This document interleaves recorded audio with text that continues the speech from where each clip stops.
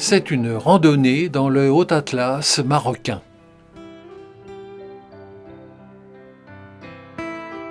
Autrefois, la forêt recouvrait ses pentes, mais les hommes ont abusé de la nature et désormais, la montagne offre à perte de vue ses flancs dénudés. Dans ces contrées, on ne va qu'à pied ou à dos de mulet. Les femmes voyagent peu, et même si elles habitent à 2000 mètres d'altitude, dès qu'elles montent au-dessus du village, elles disent qu'elles vont en montagne. Tout en marchant, je m'interroge sur la nécessité de voyager. Enfermé en 1794 à Turin pour s'être battu en duel, Xavier de Maistre écrit « Le voyage autour de ma chambre » et commence en détaillant la pièce où il est assigné. C'est dire notre besoin de connaître le monde où nous vivons.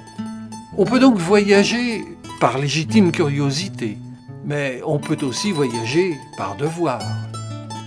Le plus ancien et le plus connu des voyageurs bien obligés, c'est Ulysse, dont l'Odyssée fut qualifiée un peu vite de beau voyage par Joachim du Bellay si l'on considère le nombre d'embûches rencontrées par le héros.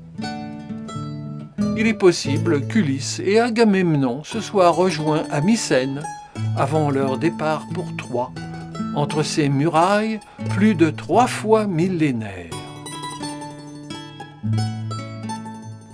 Pas de pierre pour les maisons du Haut Atlas.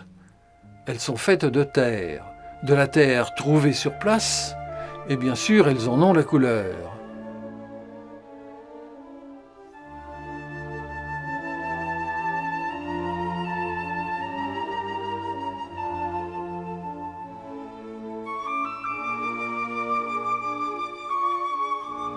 Les toitures sont de terre aussi, et plates, pour que le ruissellement de la pluie entraîne le moins possible l'argile.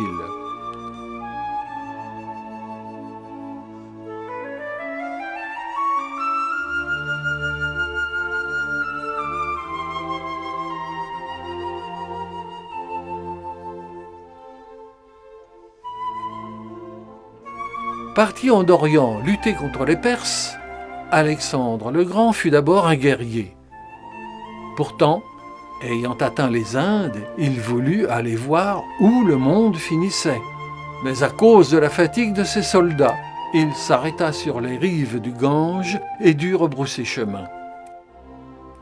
Plus près de nous, le plus ambitieux de nos conquérants avait l'esprit de découverte, au moins au début de sa carrière. N'avait-il pas emmené avec lui force savants et artistes dans son expédition égyptienne avant de vouloir dominer notre continent?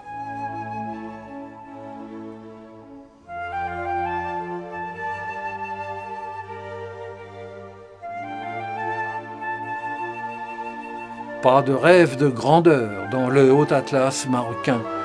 Ici, tout est modeste, y compris le rendement des récoltes. Accaparés par leurs travaux, les paysans de ces vallées ne voyagent pas. Ils pensent que le Haut Atlas est une muraille.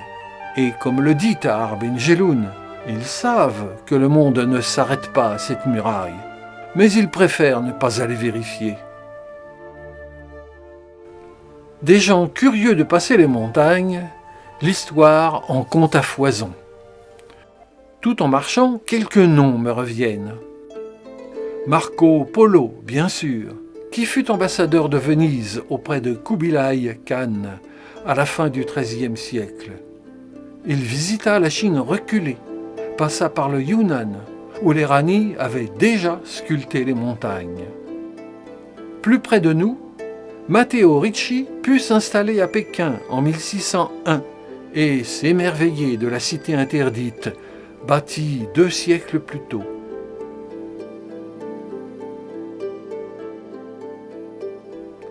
James Cook sillonne le Pacifique au XVIIIe siècle et devient amoureux des îles de la Société. À Moorea, une baie porte son nom.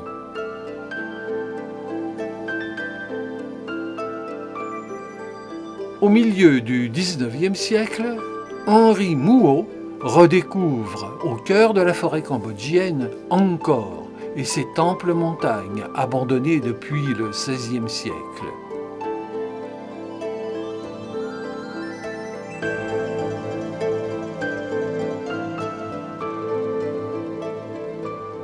En 1924, passionnée de culture tibétaine, déguisée en femme du peuple, Alexandra Nehel réussit à s'introduire dans le Potala.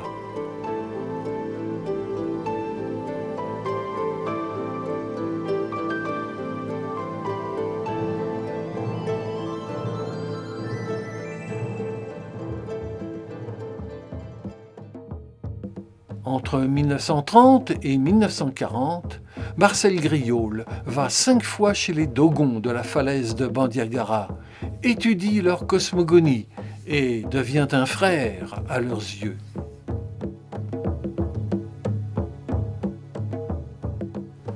Il faut bien en oublier et de célèbres, mais comment citer toutes les routes, évoquer tous les sillages?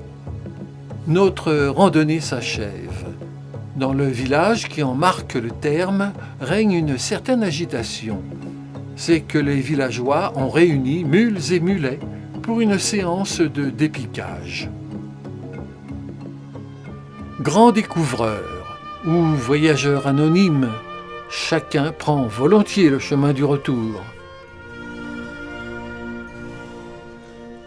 Cette fois, Joachim du Bellay a raison de parler du plaisir de retrouver les contrées familières.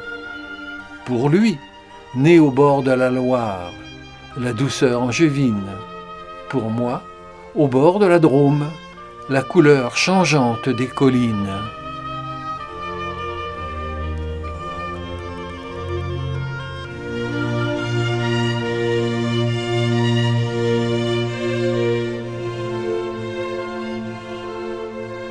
Comment ne pas évoquer le poème de Georges Brassens? Heureux qui, comme Ulysse, a fait un beau voyage, heureux qui, comme Ulysse, a vu 100 paysages, et puis a retrouvé, après maintes traversées, le pays des vertes années.